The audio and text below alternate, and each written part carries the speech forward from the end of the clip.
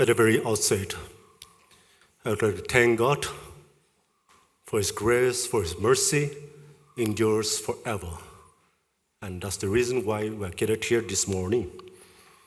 I want to thank our pastor, Revd. Dr. Angam Moyeba, for inviting me to be part of this worship. In fact, this Sunday, I was supposed to be there at Gujarat. They are celebrating the 200 years of Gujarati Bible. And I was there, and this Sunday I was supposed to preach in one of the church in Gujarat. But long months back, our pastor invited me that you should be there on the Bible Sunday at Tangkhul Baptist Church. And that's the reason why I cut short of my travel, just arrived, and this morning I'm here. And I'm so grateful to God that I'm amongst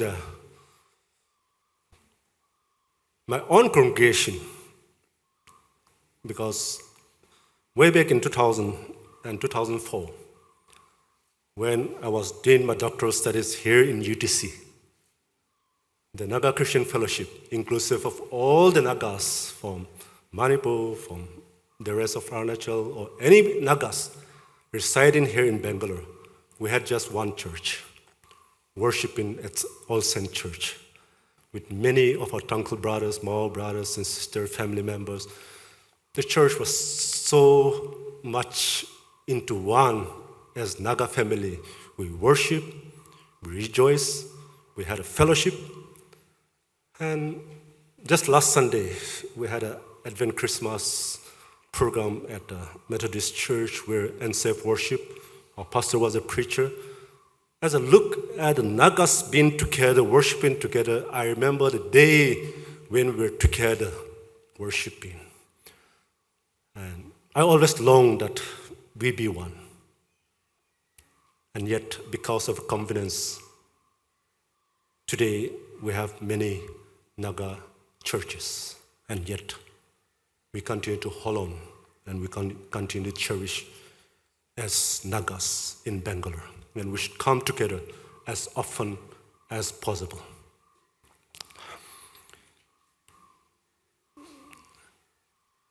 I was in Ahmedabad, and I went to Mahatma Gandhi ashram, where Mahatma Gandhi lived. It was a big ashram, his own home place where he started his liberation work. And one of the books that I picked up from the ashram is Gandhi Influence on Christianity. Gandhi Influence on Christianity. And I was just reading that. Mahatma Gandhi, as we all know, he's a devout Hindu. Born as a Hindu, died as a Hindu. And yet, many of the quotations that was scattered in that ashram depict that he was greatly influenced by Christian teaching. And if you look at his life, and if you look at the life of Christ, Gandhi lived for others. So was Jesus. Jesus' message was love. Gandhi's message was love. Jesus' sole purpose was the liberation, and Gandhi's message was also about liberation. Jesus sacrificed his life for others. Gandhi sacrificed his life for others.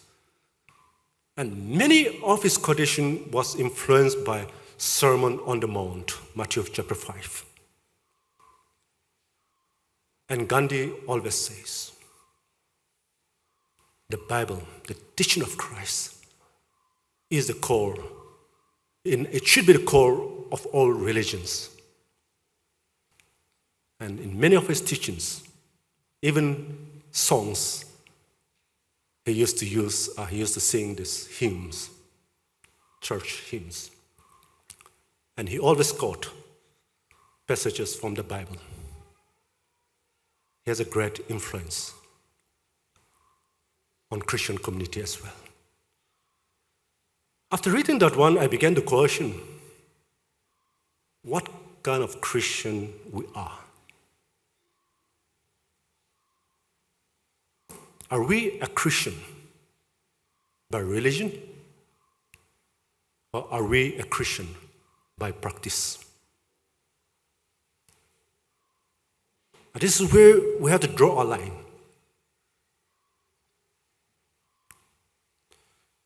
And this morning, the passage that we have chosen, and that was just read to us by our sister from Colossians chapter 3, verse 16 says, "Let the word of Christ dwell in you richly."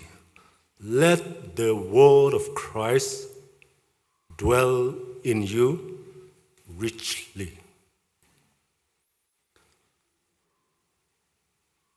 Today, Bible Society of India is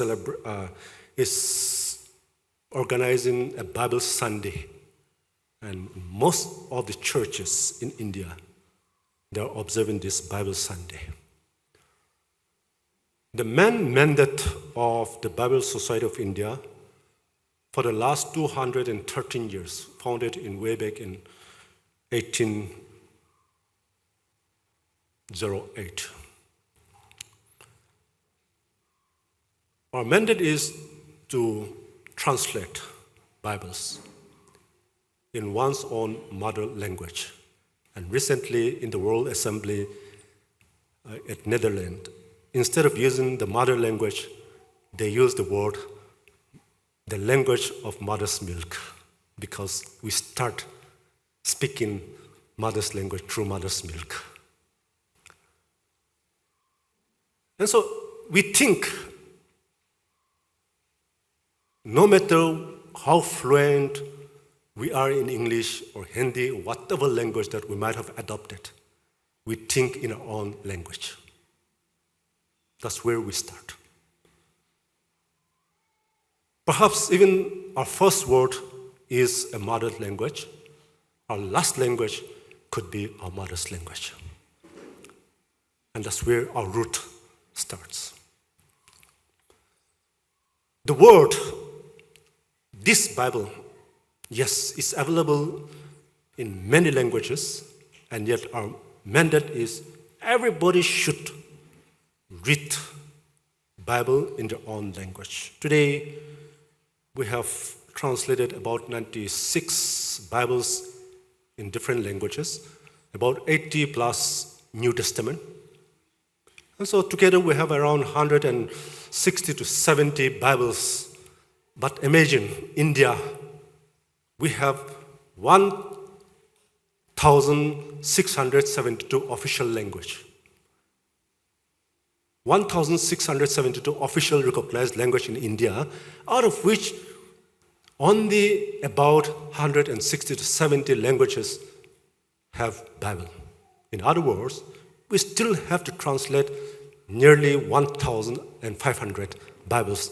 In other words, 1,500 language group does not have Bible in their own language. And out of that, we have around 110 translation works are going on at present. And Bible should not be the language, or Bible should not be only for the people who can read and write and see, but it should also be a language for the blind people, for the deaf, and we have the Braille Bible, Bible for the blind, 15 already been translated. And recently, just 2 weeks ago, we have released another 7 Braille Bible. So together, 22 Braille Bible. Not only that, we want to see that even people who cannot speak should be able to read through sign language. And today, for the first time, we have undertaken the sign language in Nagaland, in Nagames. The first sign language that we have undertaken.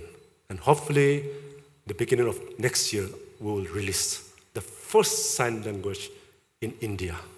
And that is the part in the Nagames. Now, Bible is made available. All of us own Bible, yes. And we print Bible at affordable prices.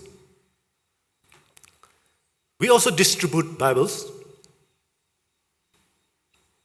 In 2022 to 23 financial year, we have distributed 2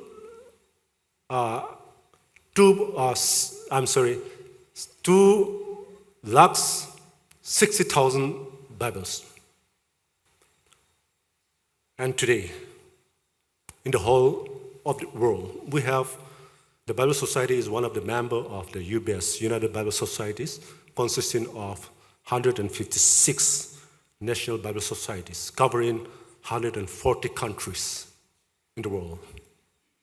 Bible Society of India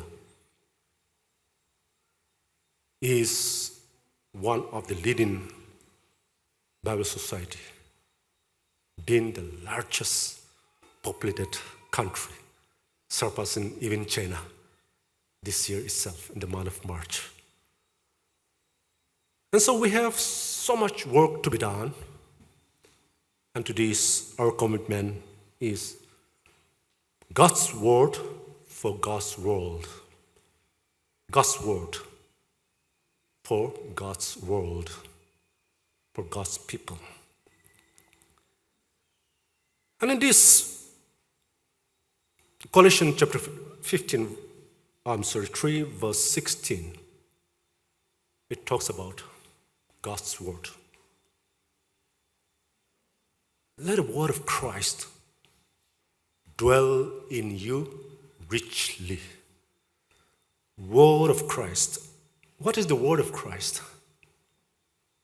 If you look at Gospel of John, chapter 15, verse 7, the word of Christ is this: if you remain in me, and my words remain in you, ask whatever you wish, and it will be given to you. Now, this is the word of Christ that is clearly written. Our first and foremost duty is to abide, to remain in Christ. Now, in other translation, if you remain in me, but in other translation, it says, if you abide in me. And the Greek word abide is called meno. Meno is translated as rest.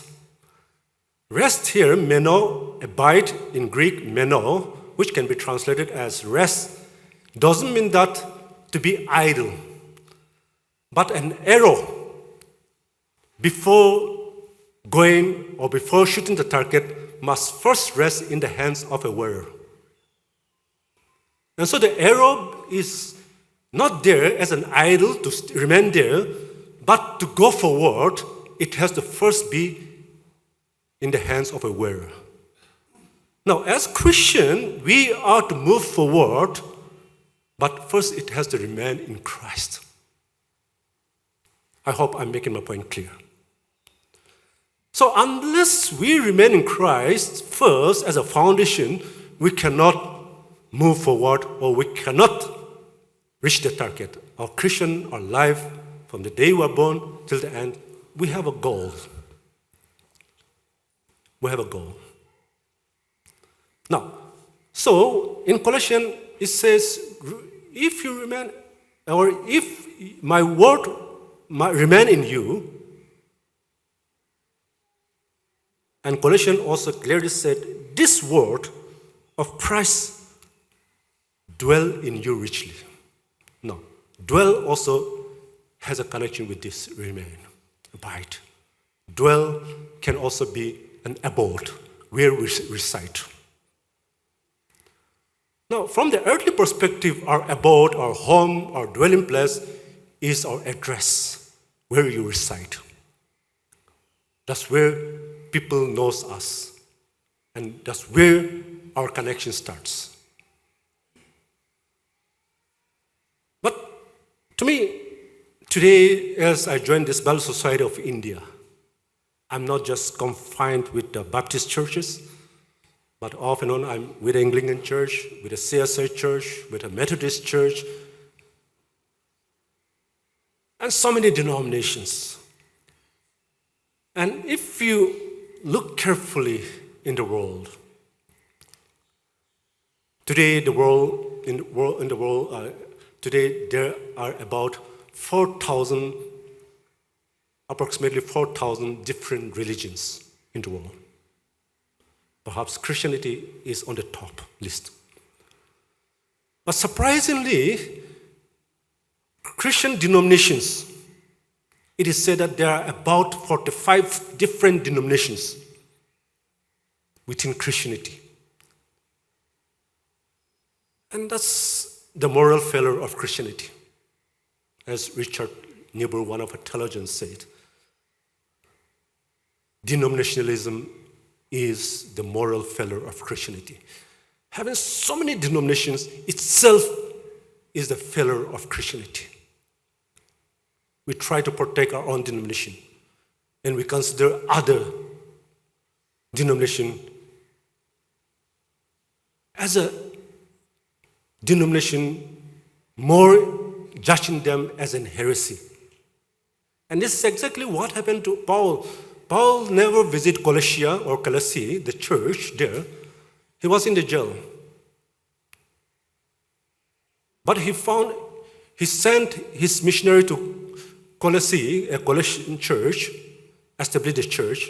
But when he was in the jail, he got so many information that the Colossian churches were being carried away by the false teaching, heresy. That they were not founded in the word of Christ, word of God, but rather they were carried away by the many convincing or whatever it may be, many kind of activities, the worldly things, they try to mix up with the word of God. Today, the world that we live in is not so suitable for our spiritual life. The culture that we live in is not so suitable for our spiritual growth. It's all messed up. Sometimes we even lost our identity, who we are. Are we a real Christian? Are we a Hindu? Are we a Muslim? Sometimes we get lost. Because our very action does not go or does not tally with the religion that we profess. Perhaps people don't understand who we are, knowing the fact that we are from a Christian state or Christian community. So Paul was trying to tell the people that let the word of Christ dwell in you richly, focusing on this word of God.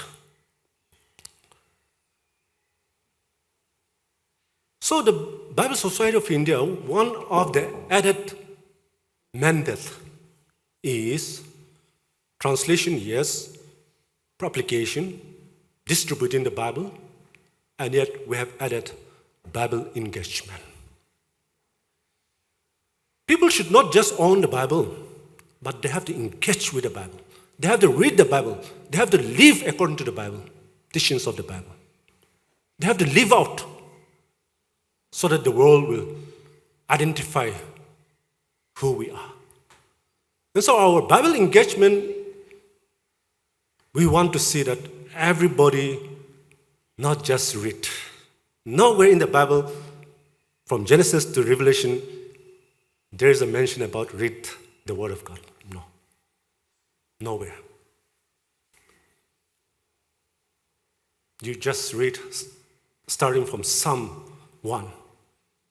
You read, I'll come back to that, Joshua chapter 1, verse 8. It always said, meditate on the Word of God. It never says read the Word of God. It always said meditate on the Word of God. Meditate means contemplate. Let the Word of God speak to you. Transform your life. But many times we read Bible and therefore we don't understand what it says. And we don't live out according to its teaching. And so it says meditate on the Word of God.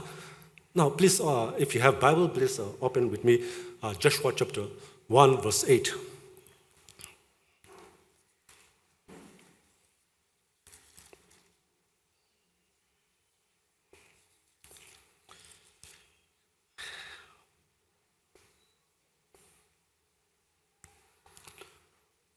Do not let this word of God, law of God's book, depart from your lips. Meditate on it day and night, so that you will be careful to do everything written in it. Meditate on it day and night, so that you will be careful to do everything written on it. Then you will be prosperous and successful. You'll be prosperous and successful. Now, beautifully written, when Moses left the world, Joshua took over the mantle, the leadership. And Joshua asked God, what am I going to do? How am I going to lead these people? Now that Moses, our leader, is no more, Joshua asked God, what am I to do? Where do I start? God said to Joshua, be strong and be very courageous. And in verse 8 it says, do not let this law of the book, the law is the word of God, depart from your lips. In other words, depart from your heart. Now, this is a very big question that I want to put. I just reside there near Frasertown, next to mosque, Muslim mosque. Early in the morning, I see most of the Muslims, including the children, dressed up and rushed to the mosque. And as we cross, they just read the Bible, the Quran, memorize it. They memorize it.